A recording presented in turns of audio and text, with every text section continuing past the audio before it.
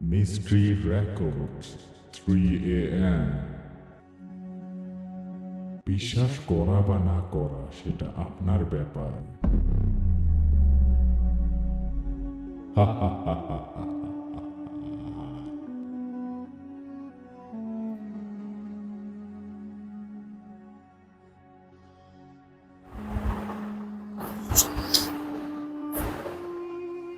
কি অবস্থা সবার, কেমন আছেন? তো আশা করছি সকলেই অনেক অনেক ভালো আছেন। টাইম দেখা দরকার। এটা বাজে 8:32 বাজে। ঘড়িটা সবার কাছে রাখা দরকার সময় দেখার জন্য। তো বন্ধুরা, কি অবস্থা সবার? তো আজকে আমি আপনাদের মাঝে একটা দারুণ একটা গল্প শেয়ার করব। মানে গল্প বলতে রিয়েল ঘটনা থেকে আমি নিয়েছি, মানে রিয়েল একটা ঘটনা, একজনের মানে দুই ভাইয়ের ঘটনা আর কি। সেই স্টোরিটা আমি আজকে আপনাদের মাঝে শুরু করতে যাচ্ছি। আপনারা চুপ হয়ে বসে পড়ুন, আর বসে থাকলে ভালো, বা যারা যারা শুয়ে দেখছেন তারাও এনজয় করবেন, আর যারা রাতের বেলা অন্ধকারে বসে বসে দেখছেন তারা হয়তো অনেক এনজয় করবেন আশা করছি। আর যারা যারা এখন পড়ার টেবিলে বসে দেখছেন তারা অবশ্যই অবশ্যই একটা লাইক করবেন। অনেকেই আছেন আপনারা স্টুডেন্ট, অনেকেই আছেন ফ্রি টাইম পাস করছেন, আবার অনেকেই আছেন রাতের বেলা আমার ভিডিওটি দেখছেন। আমি আজকে এই গল্পটি নিয়ে আসলাম মানে সবার জন্য। তো গল্পের দিকে চলে যাওয়া যাক। এই ঘটনাটি হচ্ছে দুই ভাইয়ের, যারা ঢাকার একটি ফুচকার দোকান চালাতো। তো বন্ধুরা, চলে আসলাম, গল্পটি শুরু করি। এই গল্পটি হচ্ছে দুই ভাইয়ের, যারা ঢাকার একটি ফুচকা স্টল চালাতো। তারা জানতো না যে এক ভয়ানক রাতে তাদের জীবনটাই চিরতরে বদলে যাবে। রাজু এবং আমির দুই ভাই, তারা সুন্দর ফুচকা বানানোর জন্য সবার কাছে বিখ্যাত ছিল এলাকার মধ্যে। প্রতি সন্ধ্যায় তাদের স্টল ছিল ক্রেতাদের ভিড়ে ভরা।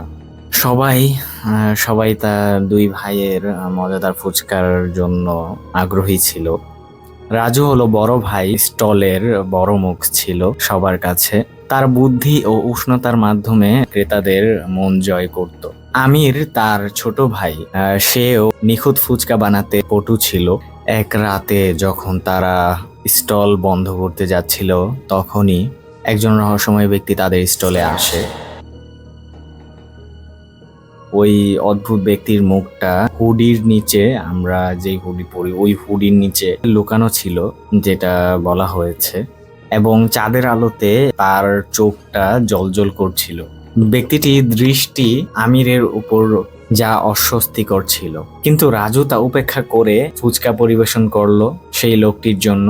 রহস্যময় ব্যক্তিটি খাওয়া শেষ করে রাজুর কাছে একটি ধুলোমাখা মুদ্রা দিল। রাজু হতবাক হয়ে বলল, আমরা এই মুদ্রা গ্রহণ করি না স্যার। রহস্যময় ব্যক্তিটি গভীর কণ্ঠে বলল, এটা রেখে দিন, এটা আপনার ভাবনার চেয়েও মূল্যবান। তারপর ব্যক্তিটি রাতের আধারে অদৃশ্য হয়ে গেল। বাড়িতে তারা তাদের আয় গণনা করতে লাগলো যে কত টাকা হয়েছে, আজকের ইনকামটা। সেই রাতেই অদ্ভুত ঘটনা শুরু হতে লাগলো। পুরনো মুদ্রাটি ক্ষীণভাবে জ্বলজ্বল করছিল। আমির অদ্ভুতভাবে আচরণ করছিল। আমির বলে উঠল যে আমার মাথাটা অনেক ঠান্ডা লাগছে। রাজু কিন্তু চিন্তিত মুখে আমিরকে সান্ত্বনা দেওয়ার চেষ্টা করছে। কিছুদিন পর আমিরের অবস্থা খুব খারাপ হতে থাকে। সে ফ্যাকাশে এবং দুর্বল হয়ে পড়েছিল। তার কাছে এমন মনে হচ্ছিল যে তার জীবন শক্তি কেড়ে নেওয়া হচ্ছে। রাজু একজন পুরনো পুরোহিতের কাছে যাচ্ছিল। যাওয়ার পর রাজু বলল, বাবা, আমার ভাই অসুস্থ, আমি কিছুই করতে পারছি না। পুরোহিত বলে উঠলেন, সবকিছু আমাকে বলুন। সে পুরোহিতর কাছে পয়সাটি দিল। পুরোহিত আতঙ্কিত হয়ে বলল, এই মুদ্রাটি অভিশপ্ত। এটি যিনি স্পর্শ করে তার আত্মা মৃতদের সাথে আবদ্ধ হয়ে পড়ে। তখন রাজুর মুখ একদম ফ্যাকাশে হয়ে গেল। পুরোহিত বললেন, আপনাকে ওই ব্যক্তিটির কাছে মুদ্রাটি ফেরত দিতে হবে, তবেই আমির মুক্তি পাবে। রাজু তখন অন্ধকার রাস্তায় ঘুরে বেড়াচ্ছিল ওই রহস্যময় ব্যক্তিটিকে খুঁজে পাওয়ার জন্য। রাজু হতাশ হয়ে শহরের কোণে কোণে খুঁজতে লাগলো সেই লোকটিকে, কিন্তু ব্যক্তিটিকে কোথাও খুঁজে পাওয়া গেল না। রাজু একজন পুরানো ভিখারির কাছে যায়। তখন রাজু ওই ভিখারির কাছে বলল, আপনি কি হুট পড়া একজন ব্যক্তিকে দেখেছেন আশেপাশে ঘোরাফেরা করতে? তিনি আমাকে এই মুদ্রাটি দিয়েছেন। ভিখারি ভয়ে বলে উঠল, তার থেকে দূরে থাকুন। তিনি এমন একজন আত্মা যিনি দুটি জগতের মধ্যে আটকে পড়েছেন। রাজুর দৃঢ়তা আরো বাড়ে। রাজু বুঝতে পারে যে তার যে কোনো মুহূর্তেই আত্মার মুখোমুখি হতে হবে। রাজু একটি নির্জন গলিতে হাঁটাহাঁটি করছিল।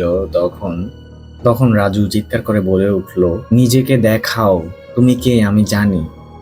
রহস্যময় ব্যক্তিটি ছায়া থেকে বেরিয়ে আসলো। তখন দেখা গেল যে তিনি একদমই কঙ্কাল হয়ে গিয়েছে। রহস্যময় ব্যক্তিটি বলে উঠল, তুমি যদি সমস্যা থেকে উদ্ধার হতে চাও তাহলে মুদ্রাটি আমাকে দিয়ে দাও।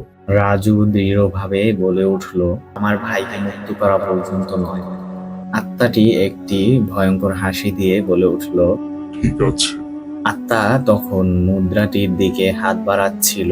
রাজু মুদ্রাটি দেওয়ার সাথে সাথে গলিটি উজ্জ্বল হয়ে যায়। রাজু যখন মুদ্রাটি তাকে দিয়ে দিচ্ছিল তখন গলিটি পুরোপুরি আলোয় ভরে গিয়েছিল। আমির বিছানা থেকে উঠেছে, হঠাৎ তাকে স্বাস্থ্যবান দেখাচ্ছে আগের মতো। আমির বলছিল রাজুর কাছে যে, রাজু কি হয়েছে?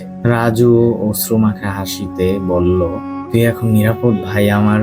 তারপর অভিশাপটি ভাঙলো এবং ভাইরা আর কখনো ওই রহস্যময় ব্যক্তিটাকে দেখে নাই, কিন্তু তারা সেই রাতের শিক্ষাটা ভুলে যায় নাই। তারপর একদিন ফুচকার স্টলটি আবার ক্রেতাদের ভিড়ে ভরা।